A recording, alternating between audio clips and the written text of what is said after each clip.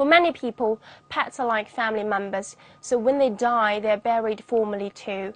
Up north in the suburb of New York City, locates the Hartsdale Pet Cemetery. It is the first pet cemetery in the US and the oldest operating pet cemetery in the world. Lifestyles takes you there. Hartsdale Pet Cemetery is in the hamlet of Hartsdale in Westchester County, New York. The little houses allied on each side of the road make people feel very different from the city just over 20 miles away.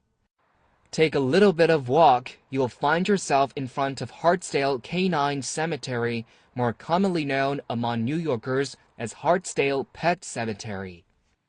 This is not a usual cemetery, not only because it's ranked alongside Taj Mahal and Pyramids of Giza as one of the world's top 10 cemeteries, but more importantly, this is dedicated for pets.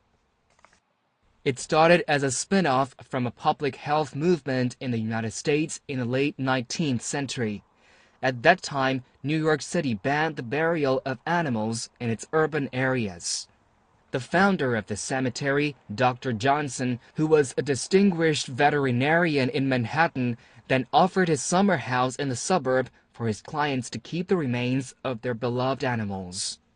He said in the early days, individual plot holders took personal care of their pets' graves, and the hillside has become adorned with the likes of small monuments and sculptures, which are no less fancy than human cemeteries.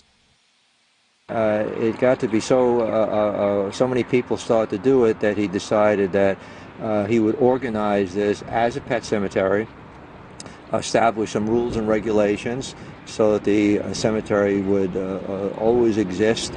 And basically the idea was to have a cemetery for pet animals that would be just about identical to a human cemetery. And we still operate under those rules today. Any kind of pets can be buried here, including a lion. The vast majority of pets that are buried here and continue to be buried here are dogs and cats. However, there are other animals that have been buried here. They represent a small portion, but they have been buried here, such as birds and guinea pigs and rabbits, and even some unusual animals. The most unusual one, however, and one that we're often asked about, is a lion cub that was buried here in 1912. When the time comes for the pets, their owner would bring them up here. They would then be put in a little casket and then buried. Some of the owners would even hold a little ceremony for it, bringing a toy of the pet with them or reading a little poem. So this way they know everything, as they see everything has been taken care of, and the vast majority of people say that this makes them feel somewhat better, that they've said goodbye to their friend in a way that for them is the appropriate way to say goodbye. The most marked tombstone is placed right at the heart of the cemetery. As you enter the Iron Gate, you won't miss that. A noble German shepherd of bronze stands on the grave, and on the stone, the inscription says, "Dedicated to the memory of the war dog." This was erected in 1923, and it was erected, as it says here, to honor the valor and courage of these dogs that served in World War I. What the role of these dogs were, and you can see the canteen there, and you can see kind of the harness around the dog. They would come out of the trenches also, usually as the battle was subsiding, and many soldiers had been killed or wounded and were lying on the battlefield. And the canteen would be hitched or hooked up to the harness around the dog. And the dogs were trained to go to the men that were down and first determine whether or not they were alive or dead. Now the tombstone is not just a tribute to the war dogs in World War I, It is for all the service dogs. They're all treated as heroes regardless of where they apply their skills. To that end, a special ceremony is held every year in June.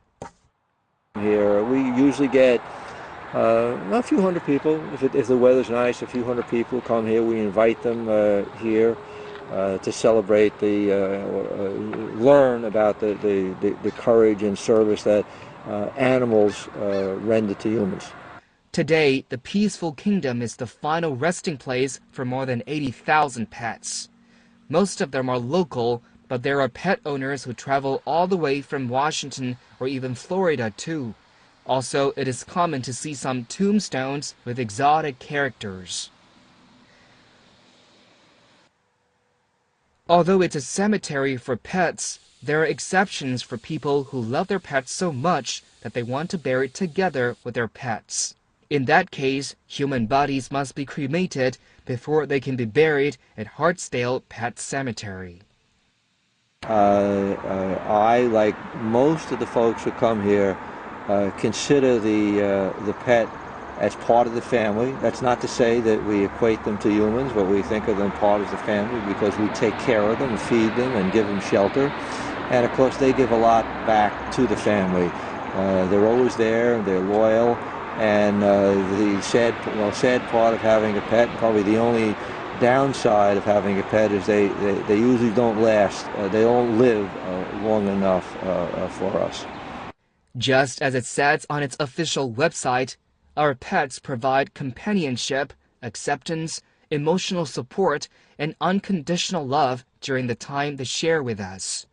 In return, we love them and consider them members of the family. So when that special relationship comes to an end, it is only natural to grieve.